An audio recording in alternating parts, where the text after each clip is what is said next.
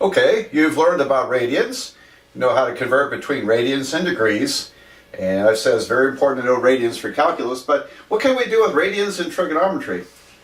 All right, well, think about this. I'm going to draw some concentric circles. And the first one has a radius of 1. There's our unit circle. Again, unit circle means radius 1. And here's one with a radius of 2. And one more, radius of 3. The dartboard kind of resembles a new coordinate system you'll learn in this course called the polar coordinate system. And the polar coordinate system, in addition to a z-axis to make it three-dimensional, is what was used by those people in South Dakota when they were making Mount Rushmore. So if you ever wondered how Mount Rushmore was carved up there on that mountain, I'll get to it down the road when we talk about polar coordinates. All right, so anyway, back to work here. The circumference of the circle, of course, is 2 pi times the radius. Now, think about this. If the radius was 1, the circumference would be 2 pi times 1. It would be 2 pi.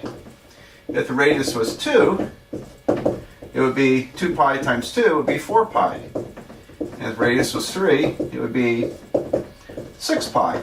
All right, so if you've had our college algebra course, or most college algebra courses talk about variation, proportion and variation. Circumference is proportional to the radius, and the constant of proportionality is 2 times pi. Okay, so if we think about it that way, if I take an angle, I'll use pi over 3. That's a 60-degree angle. Okay, and so this is pi over 3 in radians, which is, could easily convert that to 60 degrees. But I want to keep it in radian form, because on the unit circle, we define the radians as an angle to be the same number as the arc length of part of the circle. Circle radius 1 is 2 pi radians, and we say, well 2 pi radians, I'm sorry, let me start over. The circumference of the unit circle is 2 pi, and we say, okay, well, let's call that angle for the entire circle 2 pi radians. And just, quick refresher here, 2 pi radians, and we normally don't write the word radians, is the same as 360 degrees. All right. But the nice thing about radians is it gives us a length measurement, because on the unit circle, the angle, the number for the angle of radians is the same as the number for the length. You can also think about it this way. This is 1/6 of a circle. And so if I took the circumference and divided by 6, it would reduce it to pi over 3. All right, well, now if we move out, so this is pi over 3 is the arc length. If we move out to radius 2, and I write my numbers in here, 2 and 3.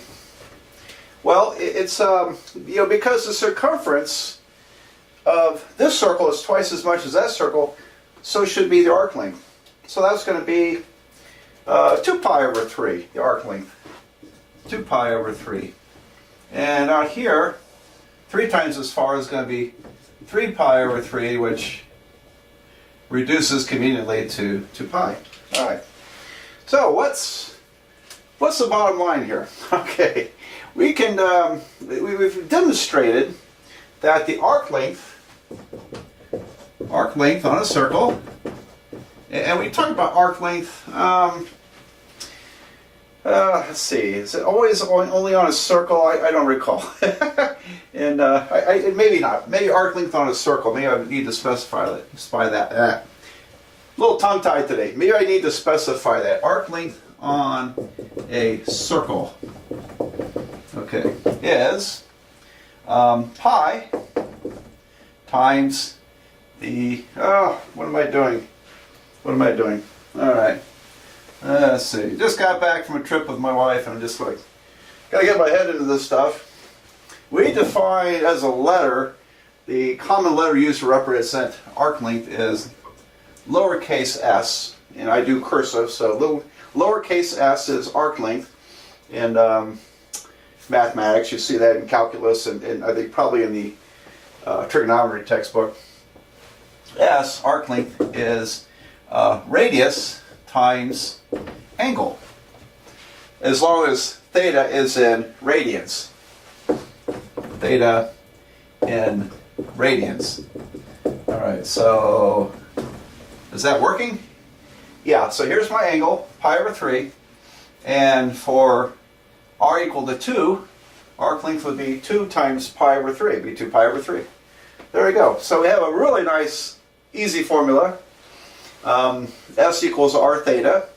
Arc length is radius times angle in radians. All right, so great. Let's work a few problems with this.